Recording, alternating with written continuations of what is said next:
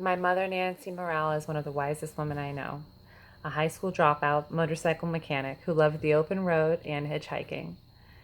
She's a modern day hippie who you could probably find wandering around her farm, covered from head to toe in freckles, with bright blue eyes under her big brim shaded hat, feeding her chickens, barefoot. I selected my mother for this speech because her testimony is one of integrity, courage, and faith. We've all had moments where we feel the weight of the world and we're unable to find peace. Wouldn't it be nice to just give it up to some professional problem solver? As a child, I remember her words clearly. I will never lie to you. It was a relief having someone you could always go to who proved time and time again that honesty really was the best policy. And it's also what my mom would sometimes call tough love. You see, it may not have been what I wanted to hear. It wasn't my truth or her truth. With my mother, it was always the truth. She inspired me to always be truthful, especially to myself. My mother, a woman of courage.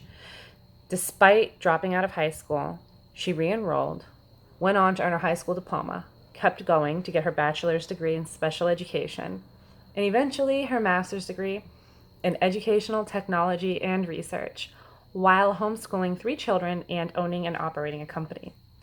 Sounds like a lot of stress.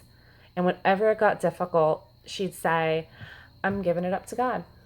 And then she found peace. The day we watched her walk across the stage to receive her master's degree, I knew 2 things. 1, I was going to get my college degree one day. And 2, it would not matter how old I was when I got it. She taught me that our education is the one thing that no one can take away from you. Once you have it, it is yours to keep.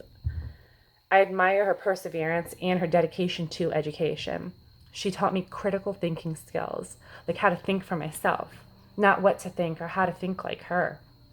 I attribute my ability of being able to let things go and give them up to God to her examples of honesty and wisdom.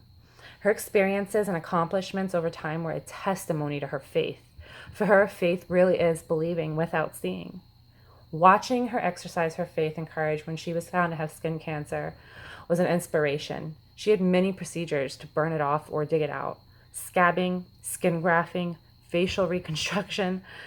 In closing, I'd like to say that through it all, she exhibited constant courage, remaining in faith and at peace, knowing that everything she gave up was now in the hands of a professional problem solver. So with everything going on, not just in our personal lives, but the world today, and the fear and uncertainty that brings, knowing there's a professional problem solver ready to take on whatever you hand him, what would you do? Do you have faith enough to give it up? Thank you.